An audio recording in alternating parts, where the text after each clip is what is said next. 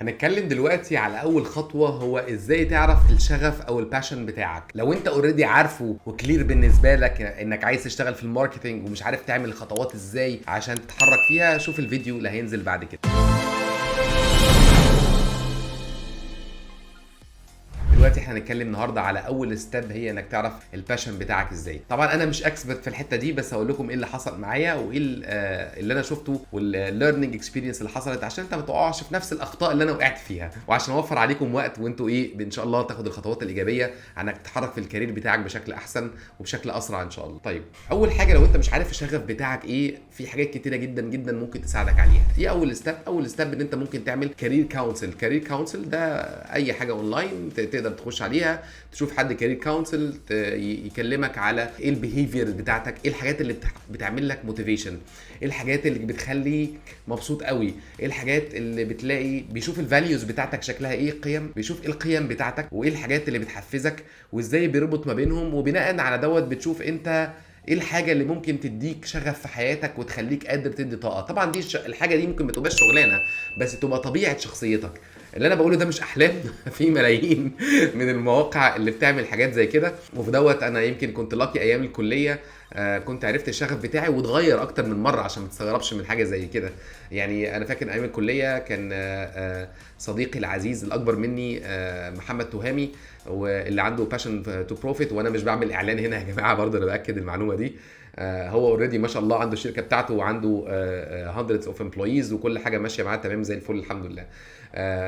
المهم يعني محمد تهامي كان ساعتها عنده بروجرام دوت، انا ما اعرفش حتى هو ده لسه موجود ولا لا، ازاي يساعدك على انك تعرف الباشن بتاعك، تعرف الشغف بتاعك ازاي.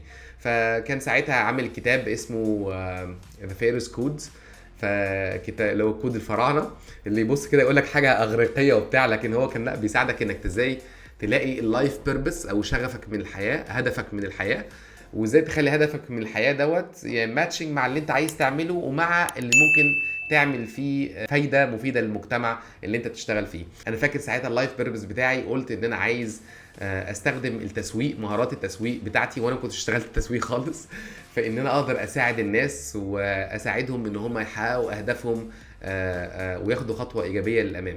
وساعتها كان يعني شغفي اتغير كتير قوي بعد كده. ستيل انا عندي جزء كبير جدا منه في حته التسويق ده، بس انا بعد ما اتخرجت من الكليه ما كنتش عارف انا عايز تسويق ولا عايز التريننج، لان في الكليه كنت شغال في الحاجتين دول كستودنتس اكتيفيتيز ونشاطات في الكليه يعني، ده غير ان احنا كنا بنقعد نذاكر طبعا في الكليه ونستفيد من العلم ساعتها.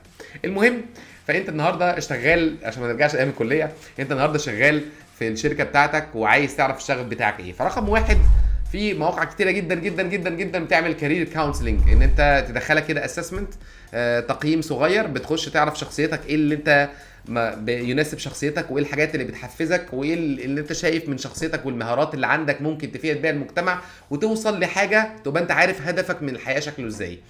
طبعا اول ما تاخده هو ده 100%، اكيد لا، انت محتاج تتاكد منه وتجربه وتشوفه وتشوف قلبك بيدق مع حاجه زي كده ولا لا. ومعلش يا جماعه، قلبك بيدق دي مهمه جدا جدا، لان في حاجات كتيره هتلاقيها في الكارير بتاعك بعد كده ممكن مش هي دي اللي انت عايزها، شكلها حلو قوي، ممتعه جدا، بياخدوا فيها احسن عربيات واحسن بنفيتس وكارير باث حلو قوي والفلوس بتاعتها كويسه جدا، بس مش هو ده شغفك او مش ده اللي انت نفسك انك توصل له وتعمله. فهتقول لي يا عم انا اخد اي حاجه واديها وابدا بس ومالكش انت دعوه.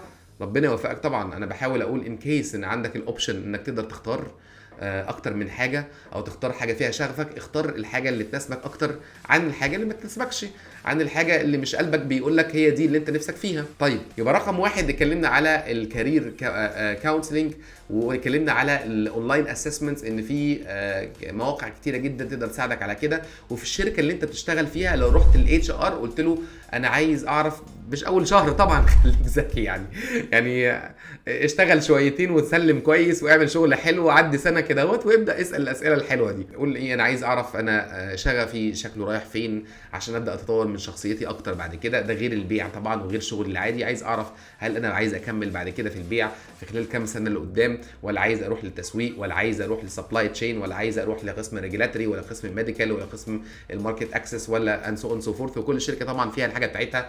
انا مش عايز عايز اتكلم في حته الادويه قوي، عشان يمكن لو في ناس تانية بتشوف الفيديو دوت اقدر اساعدهم في ان هم ياخدوا الخطوات الايجابيه اللي في الكارير بتاعهم ان شاء الله.